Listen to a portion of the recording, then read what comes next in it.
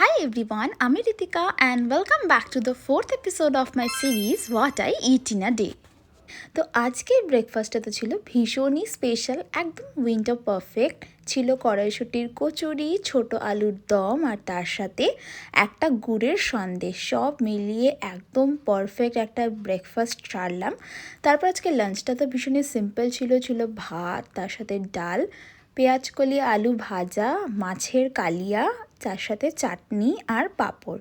এই মাছের কালিয়াটা খেতে কিন্তু বেশ ভালো হয়েছিল। দেন অ্যাজ ইউজুয়াল খাওয়ার পরে বাবা ফল কেটে দিল।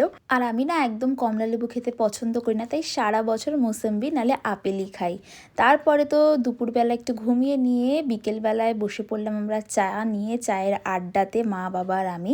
আর আমাদের বাড়িতে দুধ চাটাই চলে, র চা খুব কম আমরা খাই, তাই দুধ চায়ের সঙ্গে খাওয়ার জন্য আমাদের হরেক রকমের বিস্কিটের কালেকশানও থাকে, এক এক সময় এক এক রকম বিস্কিট।